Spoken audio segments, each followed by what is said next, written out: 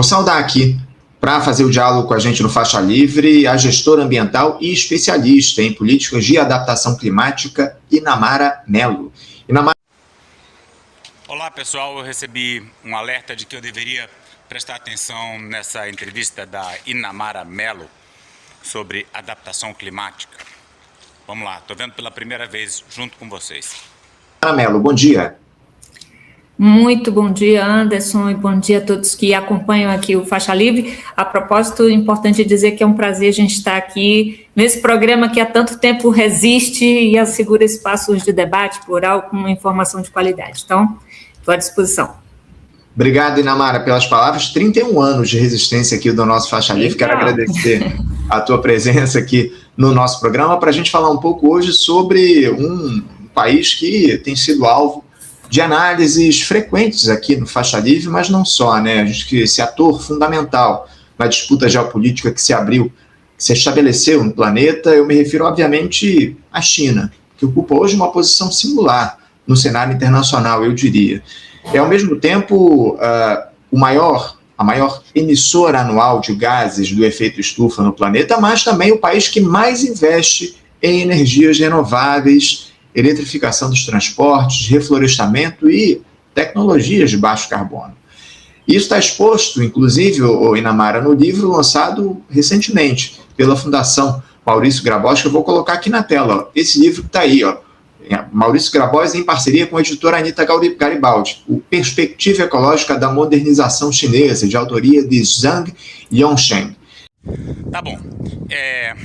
Eu já estou entendendo por que me recomendaram o vídeo. O que acontece? Existe uma certa idolatria com a coisa da China, né? Da relação ecológica com a China, como se a China tivesse uma espécie de saída para a problemática ecológica. Por quê? Porque a China, de fato, está fazendo uma diversificação da sua matriz energética. Percebe que não é descarbonização, é diversificação, porque a quantidade de queima de combustíveis fósseis da China continua aumentando, como em qualquer país. Só que outras fontes ditas renováveis, né, que não são absolutamente renováveis, porque depende de mineração, destruição ambiental, construção de hidrelétricas, né, outras fontes têm crescido mais rapidamente do que o petróleo. Vamos continuar com a entrevista. É a primeira obra de um total de 6, inclusive, numa coleção que disseca o que representa esse avanço chinês ao longo das últimas décadas. E essa obra, Inamara, ela procura compreender essa aparente contradição que eu citei aqui no início do nosso papo. Eu queria começar perguntando a você se é possível conciliar crescimento econômico acelerado e, ao mesmo tempo, industrialização, compromisso ambiental. O que é que essa experiência chinesa ela nos ensina sobre esse desafio que mobiliza o planeta nesse momento? Então a pergunta organizadora da entrevista é se é possível conciliar crescimento econômico rápido com compromisso ambiental. Pois é, Anderson, esse livro vai nos mostrar que é possível, sim, a gente... E é por isso que a gente defende tanto a ideia do decrescimento, né? E aí, se você for no Faixa Livre, ver a entrevista do Pedro Aranha, ele fala explicitamente em decrescimento. Por isso que é uma entrevista tão importante que a gente ainda vai analisar aqui no canal. Fazer essa conciliação entre desenvolvimento de qualidade e a construção de uma civilização ecológica. Acho que você cita aqui esse livro. Primeiro, eu preciso destacar que a gente não tem aqui só um acontecimento literário com o lançamento desse livro. Para nós, é um acontecimento político e teórico, porque ele vai explicar justamente de que maneira a gente pode avançar nessa perspectiva ecológica, trazendo a possibilidade do desenvolvimento. Acho que é bem importante para nós compreender esse esforço intelectual da modernização chinesa, porque a gente, desde a década de 70, e mesmo na academia, a gente assiste uma crítica muito correta às enormes contradições que são geradas pelo capitalismo. A concepção marxista, por exemplo, ela é pioneira em apresentar o capitalismo como esse sistema produtor de desigualdade, de degradação ambiental. Resta claro aí para todos nós que a mudança climática, que os impactos, né, dessa lógica destrutiva e excludente desse sistema, resta claro que isso está relacionado ao modelo, mas... Então ela diz que a degradação ambiental está relacionada ao modelo capitalista. Sem dúvida, o modelo capitalista acelera e aprofunda muito a degradação ambiental. Mas isso não é uma exclusividade do capitalismo, né? Quando você vai ver a União Soviética, por exemplo, o modelo de desenvolvimento lá gerou imensa degradação ambiental. Então, não basta estar fora do capitalismo. A gente não sabia o que pôr no lugar, quais eram as alternativas, quando muito eram alternativas meramente idealistas, né, utópicas, sem lastro na realidade concreta, e os ambientalistas em geral aí são vistos nessa oposição ao desenvolvimento, no máximo com concepções aí que tendem para economia solidária, para ações individuais, comunitárias, e o que a gente está vendo na China é justamente o oposto. Então, o mérito dessa obra, e aí é tornar a experiência chinesa também uma sistematização sobre essa civilização ecológica, isso tem um valor universal para nós. Então, essa ideia de desenvolvimento com a perspectiva ecológica deixa de ser uma utopia, passou a constituir um projeto concreto, né, apoiado na experiência da China, com suas práticas, suas instituições. Olha só, tem uma coisa importante aqui. Você não pode pensar na China apenas do ponto de vista do território chinês, né? Porque a China, ela importa minérios do mundo inteiro, ela importa soja. Então, essa destruição que a gente observa aqui no Cerrado, na Amazônia, no Brasil, ela tem muito a ver com a China. Né? Então, os chineses não são bobos, né? Eles exportam degradação ambiental e de fato melhoram alguma coisa dentro do seu território. Mas do ponto de vista global, isso não é solução nenhuma. Planejamento, com políticas públicas que estão em curso na China, hoje a gente vê uma legislação ambiental muito mais rigorosa. Aí tem gente que acha que é melhor ser colônia da China do que dos Estados Unidos porque ele tem uma legislação ambiental moderna. Não, pode ter uma legislação que sirva aos interesses dele. Agora, além das fronteiras, é a barbárie, é o colonialismo. Você ser colonizado pela China ou colonizado pelos Estados Unidos é a mesma porcaria, é a mesma desgraça. Então, simplesmente, uma das principais potências mundiais que defende um modelo de desenvolvimento de alto padrão, exercitando esta perspectiva ambiental, ecológica, e a gente não está falando apenas de desenvolvimento de força produtiva, né, de desenvolvimento para geração de riqueza, não, a gente está falando da melhoria do bem-estar das pessoas. Então, a grande originalidade aqui desse livro é justamente o fato de que ele procura atualizar o pensamento marxista, os desafios ecológicos aqui situados no século XXI, tendo como ponto de partida que a crise ambiental não pode ser tratada mais como uma questão secundária. Não é uma questão setorial, isso é uma questão civilizacional, né? Então, é uma reflexão super importante e dá, sim, para a gente trazer essa ideia de uma mudança de paradigma a partir da experiência chinesa, e a gente tem vários exemplos disso, né?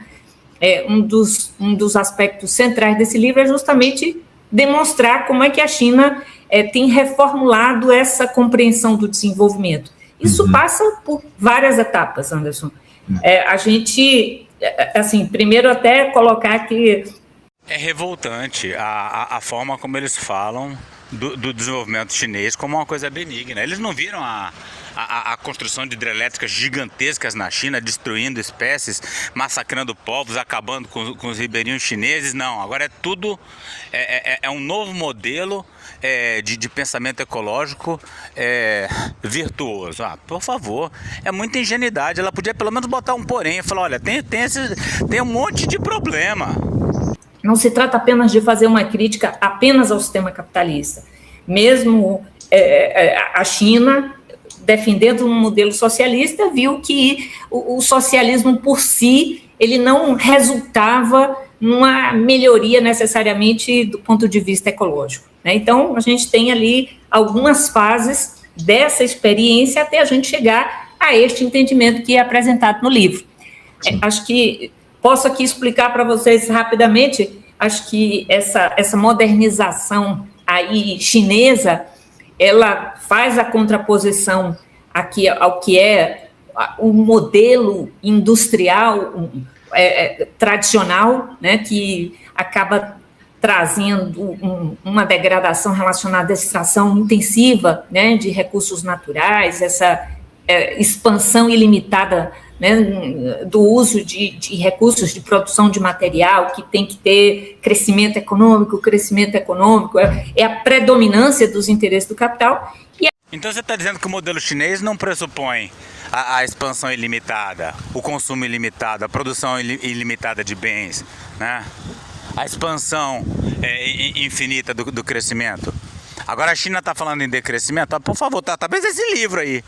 Agora, sei lá desse livro, eu quero saber da China, do mundo real. Aí a gente parte, então, para um outro modelo, um outro caminho. Eu comecei a gravar esse vídeo de manhã, agora já é de tarde e a história continua, né? A gente parte para um outro modelo. Então a China agora está indo para um outro modelo que não é do consumo ilimitado, não é da expansão ilimitada na mente dessa senhora. A premissa de desenvolvimento, então, tem que estar voltada ao povo, ao progresso, à justiça social, e aí é nesse contexto que o livro vai sistematizando e trazendo uma evolução conceitual, que não aconteceu de imediato, como eu disse, são várias fases, mas que a gente tem... Que não aconteceu de imediato, quer dizer, já aconteceu, não foi de imediato, né? Várias fases e seguimos melhorando, né? A partir de uma experiência concreta, aquilo que é a possibilidade de um avanço real na agenda ambiental. Agora é a possibilidade de um avanço real, quer dizer, não houve um avanço real ainda, existe a possibilidade. Você vê como varia, né? Com o desenvolvimento. Então a gente deixa de ter essa contradição. Ali... na primeira fase se entendia, né, que o socialismo ia proteger e tratar dos problemas ambientais, viu-se que não era isso, reconheceu que os países socialistas enfrentavam também problemas ambientais semelhantes aos capitalistas, então o próprio crescimento chinês, a manufatura, aquilo que foi o processo de modernização. Chuva por aqui, olha que surpresa, chuva e céu azul. Até que tá bom esse começo de El Niño. Eu sei que vai ser difícil, mas esse mês de julho, olha, sem reclamações. Chuvinha gostosa aqui na beira do Rio Xingu. Ali da China demonstrou isso, até que a China admitiu que crescimento inevitavelmente gera custo ambiental, ainda que não tenha sido ali assumido formalmente. A China abriu mão do crescimento? Eu não vi essa notícia. É que não foi formalmente, foram vozes da sua cabeça, né?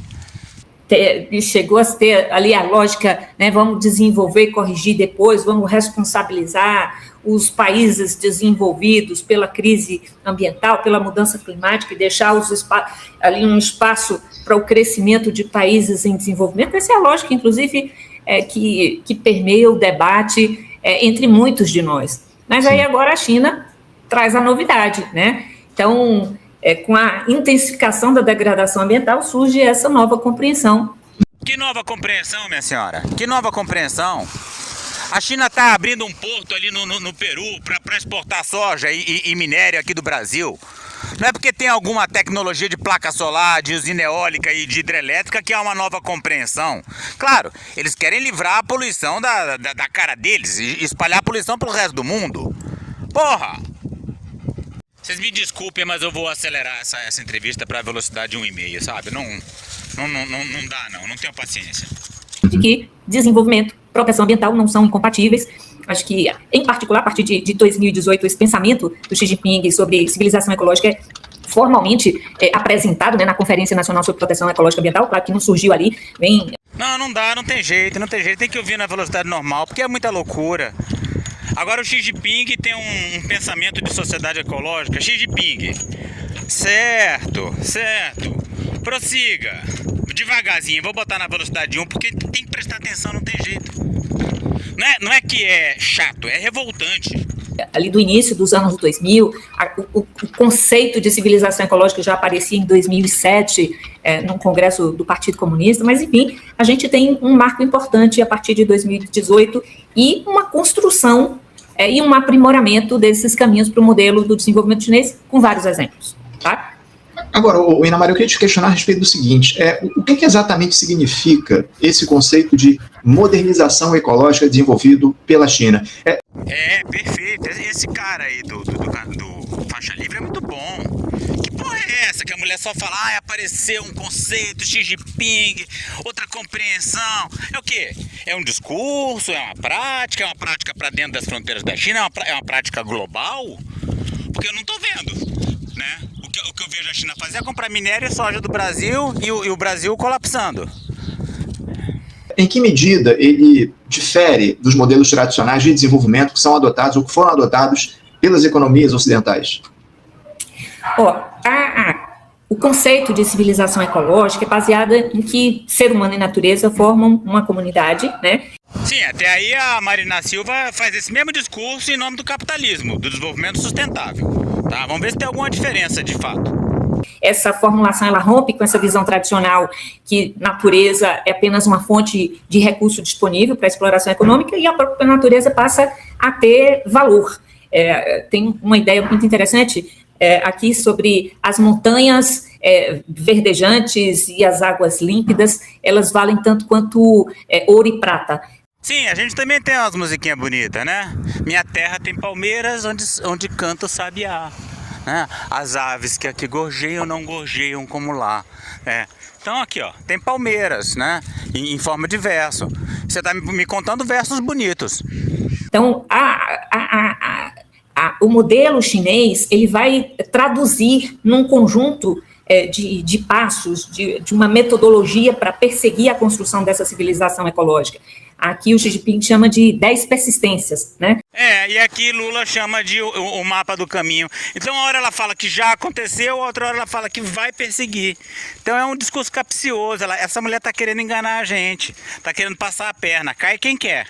Aí, enquanto essa mulher despejava esse blá blá blá na entrevista do Faixa Livre, o meu amigo Renato Cinco foi e falou, olha, a situação da China é absolutamente insustentável e as metas irrealistas, como se fosse possível uma transição de décadas. Infelizmente, o aquecimento de mais de 2,5 graus já está encomendado e por aí vai. Colocar o colapso da produção industrial e da agropecuária muito antes de qualquer mudança gradual, produzir qualquer mudança. Quem quiser conhecer a realidade do caráter destrutivo da economia chinesa, pode ler Capitalismo e Colapso Ambiental, do professor Luiz Marques. Muito bom. E aí o Renato continua, né? A classe trabalhadora... Puta, moto escrota, cara. Odeio moto. Tá vendo? Essas merdas vêm da China. Peraí, vamos retomar aqui. A única saída que temos é um futuro comunista e ecológico. Na verdade, eu não vejo saída nenhuma, né? Essa é uma diferença de posição entre eu e o Renato Cinco, né? Eu vejo mais como um rumo do que uma saída. Né? Aí tem essa Melina Mellen que ficava argumentando com o Renato. Ela fala, então a pauta é o capitalismo e não ambientalista liberal em abstrato. A pauta é o capitalismo. Pautas ecológicas de países subdesenvolvidos não são as mesmas da Europa, Estados Unidos e Canadá. Parem de repetir a moda dos países centrais. Parem de esconder os problemas de infraestrutura e falta de investimento, usando questões climáticas para tudo. Meu Deus! Então essa mulher é a favor da BR-319. Tudo que a China faz só é possível porque possuem poder político para planejar e executar. Cuidado com o colonialismo verde. Eu tô achando que o chat está mais interessante do que a entrevista principal, por causa do Renato Cinco. Então, a ecologia passa a ser um fundamento da própria civilização. Entende que este modelo, o desenvolvimento chinês, só vai florescer se tiver também o aprimoramento da ecologia. Isso não passa a ser uma coisa secundária. Essa harmonia entre humanidade e natureza passa a guiar o destino da política, das ações, a ser compreendido como uma questão central, né?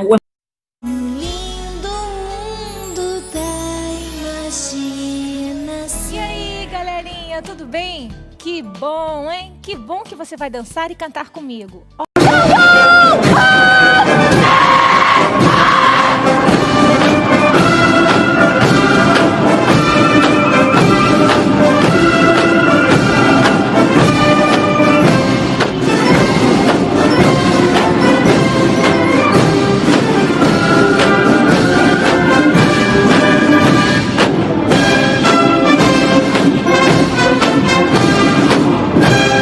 Ambiente como um bem-estar público, a qualidade ambiental como algo que deva ser universal, que deva estar disponível para as pessoas. Então, na verdade, você tratar de uma revolução no próprio conceito de desenvolvimento. O desenvolvimento ecológico, ele representa uma mudança profunda aí nos paradigmas tradicionais para todos nós. E ele vai apresentar um tratamento para os ecossistemas, para a agenda verde, ele vai trazer um conjunto de leis mais rigorosas, de aplicação. Igualzinho ao discurso capitalista do desenvolvimento sustentável de Marina Silva e Tasso Azevedo. Diferença nenhuma, tá? Até agora eu não vi nada. De normas ambientais mais exigentes, ele vai trazer a mobilização da sociedade para este novo processo. Então, assim, não se trata apenas de olhar para a tecnologia verde, ou para novos sistemas, ou apenas para uma agenda de mudança do uso de energia, como muitos pensam aqui. Não, existe um processo de convencimento da própria sociedade sobre aquilo que vem a ser o seu ideal de felicidade. Então, o que a China está tratando hoje do ponto de vista individual, né, das pessoas, tornar o ideal de felicidade para muito além do ter, né, daquilo que é a ideia do consumo, para a ideia do viver bem, viver em harmonia, viver... Ela fala viver bem, a Marina fala bem viver, é o bem viver. Então, ideia por ideia, discurso por discurso... Você tem o da China, a gente tem o da Marina Silva. Ou então vamos falar de números, vamos falar de mudanças reais. É claro que tem algumas cidades chinesas que se despoluíram, mas às custas de quê? De uma poluição do campo, da destruição daquelas comunidades que viviam ali do lado daquele rio gigantesco, fizeram aquela hidrelétrica de não sei quantas gargantas. Às custas da destruição do Brasil, com a importação de soja e minério. Então, porra, que mundo que essa mulher vive? Experiências e uma qualidade ambiental. E do ponto de vista da política chinesa, traz aí grandes mudanças, né? Propõe ali antecipar problemas em vez de corrigir os problemas ambientais. Então, não é mais essa ideia de que primeiro vamos crescer para depois... Sabe qual foi o problema que eu tô vendo a China antecipar? Ela tá antecipando o colapso da Amazônia. Ué, todo mundo viu, você não viu essas conversas aí de que a China tinha que ser autônoma agora? E os imbecis daqui acharam que o agro ia falir. Não, o agro não vai falir. A China vai explorar o nosso agro quanto puder. Na hora que o nosso agro morrer, quer dizer, né, que a nossa produção morrer devido ao colapso climático ligado à destruição da Amazônia, aí sim a China vai estar preparando a autonomia dela. Mas eles estão pensando neles. Vocês são besta. E essa mulher achando lindo. Nossa, é um novo mundo, é uma nova concepção de alegria e de felicidade. É o bem viver chinês. Ah, fala sério. A gente limpar, despoluir e tal, corrigir os problemas. Não é isso. A ideia é que os novos empreendimentos da China, eles tenham hoje, já nasçam a partir de um outro tipo de estímulo. E como nós temos um Estado forte na China, é possível fazer este balanceamento. Então, aqueles setores, aqueles empreendimentos que são mais poluentes, que degradam mais, as empresas corporativas que têm o maior uso de recursos naturais. Esses aí a gente joga para a África, né? Joga para a África, joga para a América do Sul. Prossiga. Eles deixam de ser estimulados, eles passam a ter, inclusive, um custo maior né? E aquilo que são as atividades, digamos assim, verdes, ecológicas, passam a ser estimuladas. Então, a agenda, né, do turismo ecológico. Olha, Renata, eu agradeço, porque a pauta é boa, é um exemplo da estupidez dos amantes da China, mas dose para leão aguentar isso aí, né? Vamos conversar pessoalmente. Do esporte, do bem-estar, de uma vida melhor, passa a ser a agenda naturalmente aceita, valorizada, estimulada com benefícios do próprio Estado. Então, isso passa a sair de uma ação pontual para uma abordagem sistêmica e que transforma, na verdade, aquilo que é o ideal em algo palpável para a sociedade chinesa. Então, a gente vê aqui que sim, palpável para a sociedade chinesa. O problema é a sociedade brasileira, né? Entrando nessa, né? Ainda tem 9 minutos dessa mulher falando. Eu espero que o cara do Faixa Livre faça umas perguntas para encurralar ela, porque até agora a mulher tá mais solta que o Roland. Não dá para ter crescimento ilimitado, não dá para ter consumo crescente, e é preciso a gente alterar aquilo que é este entendimento de felicidade, de bem-estar, de riqueza, etc. E isso passa... Caramba, como ela se repete, é a mesma palavra o tempo todo. É um gerador de lero-lero, auto-repeat de glorificação da China. Passa a fazer com que a gente possa superar essa contradição entre desenvolvimento e meio ambiente, e a gente coloca a questão ambiental como própria do desenvolvimento. Essa é a grande questão hoje da China, e eu fico muito contente, Anderson, pelo seguinte motivo. A gente que trabalha na pauta ambiental, eu atuo há mais de 10 anos, acho que desde 2013 como gestora ambiental, a gente encontra desafios enormes nessa agenda, né? E é muito difícil dialogar, mesmo com setores progressistas, sobre aquilo que vem a ser o conceito de desenvolvimento. É pauta, é agenda, é progressismo. Que linguagem horrível, viu? Tem gente que reclama, o Rodolfo grava vídeo tomando banho. Eu vou fazer o quê? Mulher fala, não acaba. Eu preciso dar aula, preciso sair. É me virando e gravando. É aquilo que a gente, não dá para a gente ficar olhando assim, vamos aqui abrir o licenciamento ambiental, depois a gente compensa e tal. Não, a gente precisa proteger nossos recursos naturais e nosso patrimônio. Vou explicar uma coisa, olha só, tá? Eles não precisam abrir o licenciamento ambiental deles, porque eles já estão abrindo o nosso. Tá? Repara como é que funciona, tá? Eles exploram o Brasil para a produção de soja. Então o agro fica hiperatrofiado no Brasil, tá? E o agro elege os canalhas que acabam com a legislação ambiental. E a China sabe disso, eles não são bobos, eles sabem que quando você compra uma coisa de alguém, você é responsável pelo que acontece com esse alguém também, né? É aquele princípio. Então ela explora o nosso agronegócio, né? Ele se beneficia disso, ele fica hipertrofiado, né? E por isso que aqui numa cidade como Altamira, não tem esquerda aqui.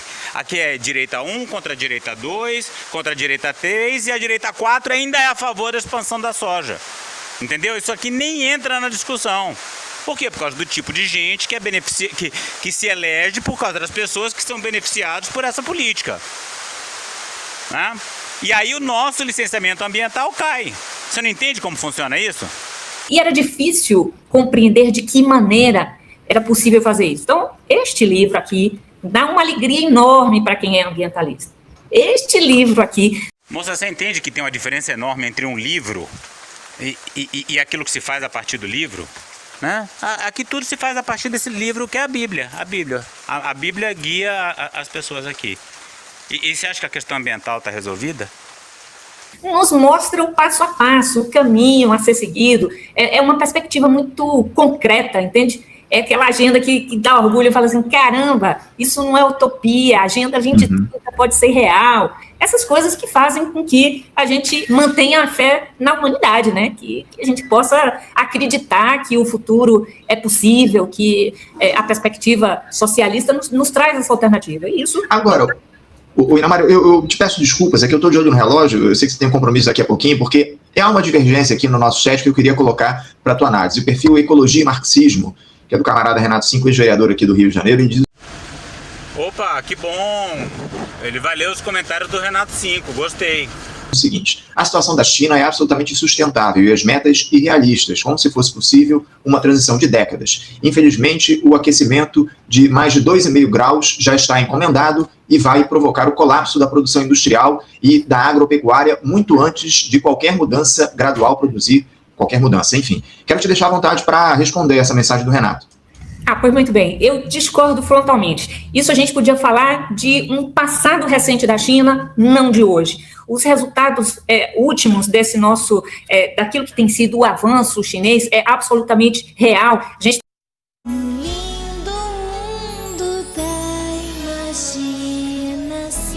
está falando de reflorestamento que saltou ali de 12% no início dos anos 80 para 24% atualmente. Eles simplesmente recuperaram mais de 70 milhões de hectares.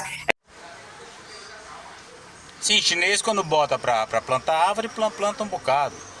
Então eles estão preparando a China para resistir pelo menos ao começo do colapso. Só que estão colapsando o resto do mundo, né? Então são grandes responsáveis pela destruição da Amazônia, do Cerrado, das florestas africanas, enfim, do mundo. Aí presta atenção que ela disse que discorda do Renato, mas o Renato falou uma coisa muito certa. A situação da China é insustentável, né? Por mais que eles estejam exportando o desmatamento, exportando a degradação, é insustentável, porque a China está no planeta, né? Então, à medida que você destrói o Cerrado, destrói a Amazônia, você colapsa o clima global e aí a situação da China não é sustentável, porque ela não está separada do resto do mundo. Essa mulher ela fala como se fosse separado. A gente está falando de uma redução superior a 50% da concentração média ali de poluentes nas grandes cidades chinesas. A gente viu... Sim, justamente, redução de poluente nas grandes... Redução de poluente nas grandes cidades, por quê? Porque eletrificaram a frota. E por que eletrifica? Porque interioriza os danos. Porque faz mineração em grande escala no resto do mundo, para poder permitir a construção dessas usinas solares, eólicas. Porque construiu hidrelétricas, acabando lá com o rio gigantesco deles. Porque estão exportando o desmatamento para a Amazônia. Aí é fácil, é claro. Se você for ver assim, Londres também. Londres era extremamente poluído. E hoje em dia deve ter um ar muito agradável. Nada muito diferente do que as grandes cidades europeias fazem. A melhora da qualidade de água, um aumento extraordinário, implementando programas nacionais de recuperação de rios, de bacias hidrográficas, uma ampliação massiva de sistemas de tratamento de esgoto. A gente está falando de liderança mundial em energia renovável. A gente está falando de economia verde, de transição ecológica, que impulsiona novos setores industriais. E tem vários dados para demonstrar isso. E tem uma meta muito clara. Aliás, a China é hoje uma defensora do Acordo de Paris, com metas muito claras, não resta dúvida de que é uma das potências, um dos países que tem mais contribuído com a redução das emissões de gases de efeito estufa. Então, assim... Contribuído para a redução? Essa mulher está mentindo. A China nunca queimou tanto petróleo e gás e carvão quanto queima hoje. Nunca queimou tanto. O que ela está fazendo é ampliar as outras fontes. Com isso tem uma diversificação da matriz e a contribuição relativa dos combustíveis fósseis diminui. Mas a contribuição absoluta segue altíssima. Então é mentira. Não dá para a gente olhar para a China com um olhar de 15 anos atrás, de 20 anos atrás. O que eu acho é que a gente tem uma profunda guerra de ideias, uma batalha cultural a ser vencida. E justamente por isso, a necessidade da gente tratar deste debate do ponto de vista conceitual. O que a China hoje propõe para enfrentar a crise ecológica? E ele tem colocado que não basta, inclusive, aquilo que é a sociedade chinesa nessa responsabilidade. Isso é uma agenda global, né? Então, a gente tem visto no pensamento do Xi Jinping, naquilo que são as ideias que têm sido apresentadas à sociedade, mas também naquilo que é a prática chinesa, trazendo o exemplo chinês com uma perspectiva absolutamente ousada, absolutamente inovadora. Então, eu quero dizer que essa agenda da China não é uma agenda apenas para contar a história. Não, ela passa por uma questão muito concreta. E eu acho que hoje o que a gente mais reconhece é a capacidade dos chineses de planejarem e de alcançarem as metas, muitas vezes, antes do tempo previsto. E aquilo que os chineses apontaram para a década de 60, para zerar, para ter o alcance da neutralidade de carbono, muito provavelmente essa meta vai ser alcançada antes disso e com avanços extraordinários naquilo que é a sua capacidade de avançar nessa agenda. Então, eu não tenho dúvida, Anderson, que a gente está falando aqui de uma redefinição do conceito de desenvolvimento, de uma oportunidade para a humanidade de olhar para isso que é hoje a experiência chinesa, que do ponto de vista prático e do ponto de vista teórico são uma enorme contribuição à humanidade. Tá? Meu nome é Ney! Tenho a menor dúvida disso. Quero colocar aqui mais uma vez na tela a capa do livro Perspectiva Ecológica da Modernização Chinesa, de autoria de Zhang Yongsheng, que faz parte dessa coleção de 6 obras aí que vão tratar aí do que representa o avanço chinês ao longo das próximas décadas. E colocar aqui também, para quem quiser adquirir essa obra, está aí no rodapé, você pode acessar esse QR Code que está aí na tela. Acesse o QR Code, você tem acesso direto à página onde você vai poder adquirir essa obra da Fundação Marius Grabois, em parceria com a editora Anita Garibaldi. Inamara, eu quero agradecer a tua presença aqui com a gente no nosso programa, falando sobre um assunto tão importante como esse, que é o avanço chinês no cenário geopolítico. É muito importante a gente tratar dos diferentes fatores agora sobre essa questão ambiental. Vamos continuar trazendo aqui o diálogo a respeito desse país que é certamente uma fronteira a ser explorada, inclusive. Dá uma olhada com muita atenção nessa última frase do apresentador. Desse país que é certamente uma fronteira a ser explorada, inclusive. Ele diz que a China é esse país que é essa fronteira a ser explorada, né? E o que ele quer dizer com explorar a China? Eu acho que explorar ele quer dizer em discutir os vários aspectos, conhecer. Então é uma exploração metafórica. O problema não é esse, o problema é que quando a China pensa no Brasil como uma fronteira a ser explorada, aí não é nada metafórico, é explorada mesmo, a exploração do agronegócio, a exploração da mineração, a exploração das nossas matérias-primas, que a China explora concretamente. Por outros países que construírem e se espelharem no que é a China atualmente. Obrigado pela tua presença, tá bom, Inamara? Eu que agradeço demais, muito obrigada, bom dia a todos. E, por favor, comprem o livro, editora Anita Garibaldi. Está aqui na tela, o QR Code. Obrigado, viu, Inamara? Um grande abraço a você, até a próxima. Até. Conversamos aqui com Inamara Mello. Inamara Mello, que é gestora ambiental e especialista em políticas de adaptação climática, falando sobre o lançamento do livro Perspectiva Ecológica da Modernização Chinesa. Eu, mais uma vez, vou colocar aqui na tela a capa dessa obra. Tá aí, para quem quiser adquirir, tá aqui o QR Code. É só acessar esse QR Code, vai lá com a câmera do seu celular, coloca aí na tela, acessando o site também da editora Anita Garibaldi, da Fundação Maurício Grabois, você pode adquirir um exemplar desse Muito livro. Obrigado, quero não. Tô passando esse. Perspectiva Ecológica da Modernização Chinesa. A gente vai trazer aqui, inclusive, ao longo dos próximos meses, as obras que vão ser lançadas dentro dessa coleção que está colocada, criada pela Fundação Marius Grabois. Obrigado agradecer mais uma vez a Inamara pela conversa aqui conosco no nosso programa. E quero agradecer também a vocês que acompanharam a edição de hoje do Faixa Livre. Antes disso, E eu quero agradecer ao Renato Cinco por ter me indicado a entrevista da Minamara e o seu fascínio pela China, do incrível mundo da imaginação.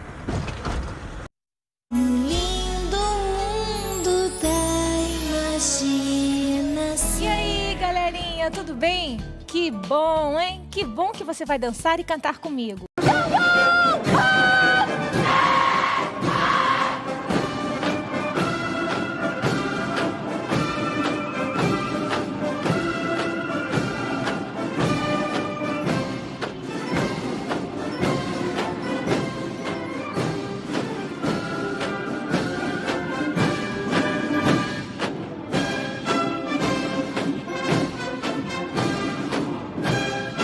Música